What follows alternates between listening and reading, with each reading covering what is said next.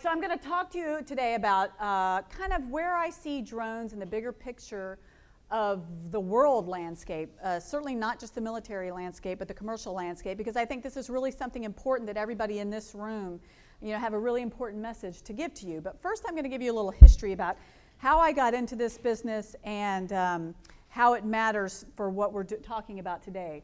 So I was one of the first female fighter pilots for the U.S. Navy. I was actually in the first group of women in general for the United States. And this was the plane that I flew, F-18 Hornet. And this is a great shot of coming aboard the aircraft carrier. And why that's important is because when you're a fighter pilot in the Navy, you are told over and over and over again, you're the best of the best. And if you've ever seen Top Gun, that only reiterates, you're the cream of the crop.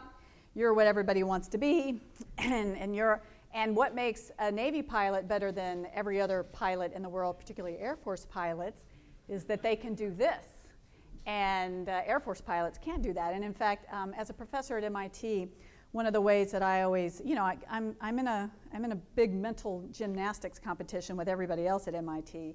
And I always, when I feel like I'm being outsmarted by other professors, I sit in the back and I'm like, they've never landed on an aircraft carrier. But something strange happened because I flew A-Force first, which is a regular manually controlled little fighter bomber jet. And then when I got to this, the big boys aircraft, the thing that I found out about this big boy aircraft is when you landed on the aircraft carrier, they have something called a Mode 1 approach, which is a completely automated landing, computer controlled. The computer always lands better on the carrier than the human, always. Mode 1 approaches really obviated the need for me in the aircraft for landing on an aircraft carrier, which is a little unsettling at the time, which was the mid-90s, because I had been told all of these years that I was the best of the best. And landing on the aircraft carrier made me better than everybody in this room, except not better than a computer. So that was a little unsettling. At the same time, in the Navy, that was in the air part of the Navy, in the sea part of the Navy, another development, a critical development was happening, and that's the Tactical Tomahawk missile. And what you're seeing in this picture here is a Tactical Tomahawk missile being fired from a submarine under the water, right? So this missile can be fired 1,000 miles from its intended target and have a meter precision accuracy. This is also a little unsettling as a bomber pilot, which is what F-18s do. They bomb as well. Humans are never consistently within a 1 meter, even computer assisted in the F-18. So this missile, which always hit its target, always did a better job than me at potentially hitting a target. And this was in the mid-90s, remember? And then, so I saw this happening, and I saw the planes landing themselves on the aircraft carrier, and I said, ooh, this is not good. Because when these two technologies come together, it means that fighter-bomber pilots will not have a career anymore. And in combination with some of the social upheaval with having women as fighter pilots, I left a couple years later, and then I went into academia to jump into the research field of unmanned vehicles. Because I knew at some point in time, these technologies would come together and would make fighter pilots history. And we're going to talk about historically that's happened, and I'll show you how.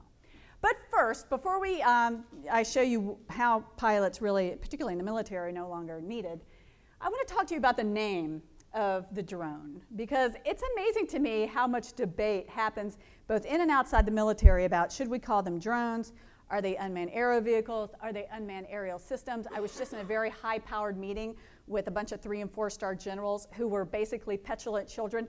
It is not a drone, it is not a drone, you can't call it a drone. And then I thought, well, let's think about that. Let's just sit back and how did we even get to this name? So this was a little drone, and it was really called a drone, developed in the 1940s for target practice. And that's actually where they come from.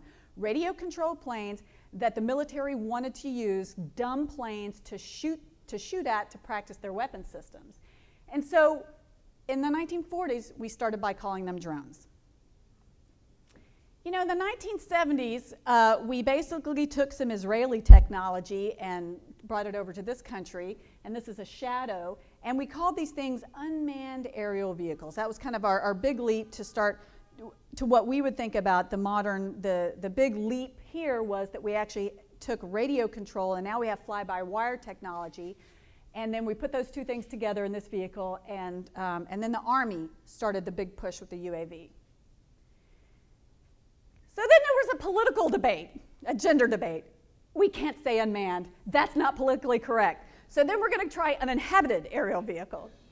And that lasted about a year, where there was a group of people in the field trying to push the PC correct uninhabited. That never took. So that went away. It went back to UAV. Except that then people in the military started getting upset and saying, it's not really a vehicle, it's not really unmanned. I mean, it's a larger system. There's a person at a ground control station that's attached to the vehicle. And so somebody in the military got a promotion for coming up with the acronym Unmanned Aerial System, right, which connotates the larger vehicle plus human control. The Air Force jumped into this game at this point. Now, at this point, you know, the Army's being really successful, and the Air Force is like, wait a minute. It's not unmanned. There's still a pilot, and the Air Force is a pilot culture. So the Air Force jumped in and started the argument, well, it's not really a remotely piloted, it's not really an unmanned aerial vehicle, it's a remotely piloted vehicle, because the pilot's still in charge. So the Air Force jumps in, and then the debate started, well, it's actually, it's not really a vehicle, because we want to make sure we're talking to Air Force, we're talking airplanes, we want the word aircraft back in there. Now, and you as a taxpayer, American taxpayers, have been paying for this and all the documentation that's been coming along. And so now we're saying, okay, it's a remotely piloted aircraft, and this is a Predator that we've got showing up, and then we've got, you know, a classic ground control station of, in this case, 4 people, but at this point in time, it only takes 2 to control. Now, so at the same time that we're having this military debate about UAVs, UASs, RPAs, whatnot, MAVs have been another micro-air vehicles, which are just a very small form of a drone slash UAS. This is from Delft University. This is their Delphi, so very small, and I know other people, you've seen that before. So that's another name in the mix. And then we're back to drone.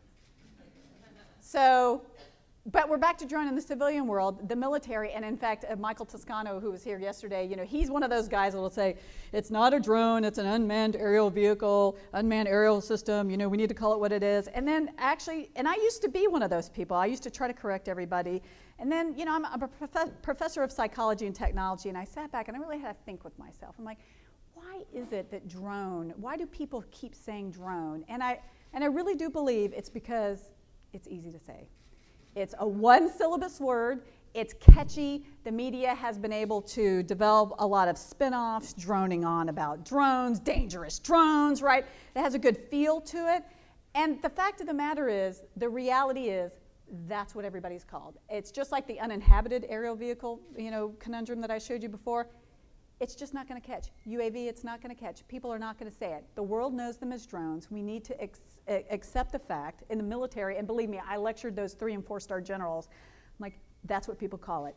You may not like it, but you just need to get over it, because that's how people refer to it, and that's how people know it.